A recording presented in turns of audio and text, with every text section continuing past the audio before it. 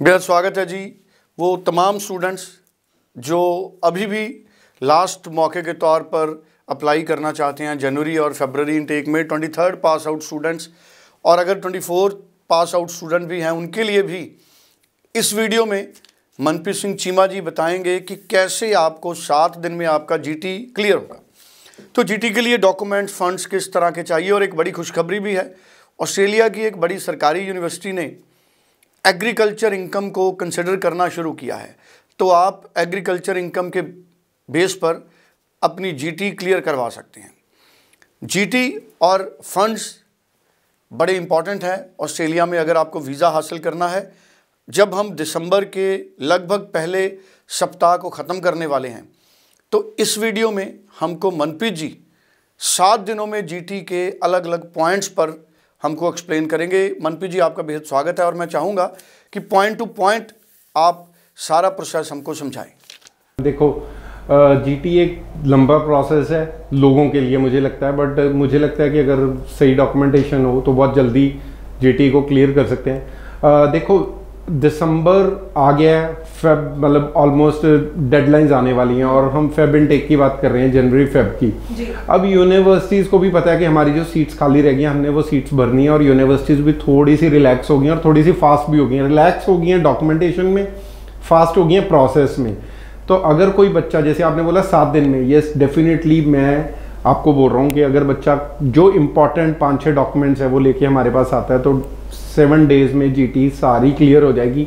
72 hours हमें university बोल रही है, जिस यूनिवर्सिटी पर्टिकुलर की मैं बात कर रहा हूँ, कि 72 आवर्स में हमारी डॉक्यूमेंटेशन भेजने के बाद वो हमें अनकंडीशनल ऑफर दे देते हैं और with a very less documentation. मैं दोबारा बता रहा हूँ कि देखो, मुझे ये 5-6 डॉक्यूमेंट्स चाहिए। ITS चाहिए 2 साल की, 14-15 लाख की इनकम होनी चाहिए, फाइनेंशियल्स होने चाहिए, फंडिंग होनी चाहिए बच्चे के पास, और उस फंडिंग के बीच में अगर कोई रीसेंट डिपॉजिट है तो उसका सोर्स होना चाहिए। अभी फॉर द टाइम बिंग मुझे, अगर आप मोर देन 90% यूनिवर्सिटीज़ को तो इनकम प्रूफ भी चाहिए कि आप, जैसे मैं हमेशा बोलता हूँ कि जे फॉर्म चाहिए, तहसीलदार का सर्टिफिकेट चाहिए, बिजनेस प्रूफ चाहिए, GST नंबर।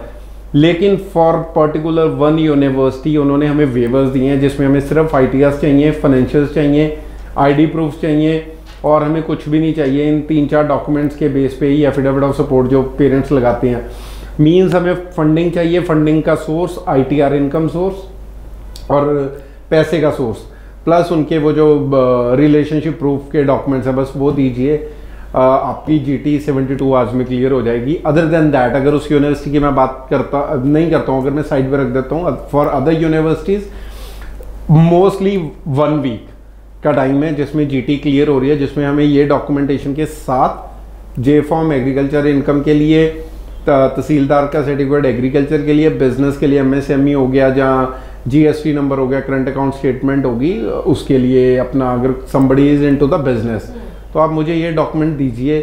आपके सारी जीटी विद इन 72 आवर्स से लेके 7 डेज के बीच में क्लियर हो जाएगी जी।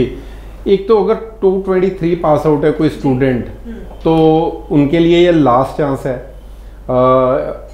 मैं एडमिशन करवा के दूंगा आपको ऑस्ट्रेलिया मेलबर्न में सिचुएटेड गवर्नमेंट यूनिवर्सिटी में, जिसमें वो 23 पास आउट स्टूडेंट को फेब इनटेक के लिए अभी भी एडमिशन्स ले रहे हैं और ऑफर लेटर्स भी आ रहे हैं।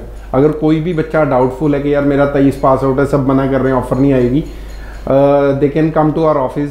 मैं उनको ऑफर लेटर्स दिखा भी दूंगा 23 पास आउट बच्चों की। देखो, आउट ऑफ द वे कुछ भी नहीं हो रहा है, ये नहीं है कि हम कुछ एक्स्ट्रा कर रहे हैं, वो यूनिवर्सिटी की तरफ से ही थोड़ी रिलैक्सेशन है तो वो ऑफर आएगी। इट्स नॉट लाइक कि मैंने कुछ कर देना है कि 23 पास आउट को ऑफर मिल जाएगी। It's from the university only. आप यूनिवर्सिटी से भी चेक कर सकते हैं, उनके एडमिशन्स भी आप कॉल करके चाहे पूछ भी सकते हैं अगर आपको डाउट भी हो कि यार पता नहीं मेरा ऑफर आएगा कि नहीं आएगा।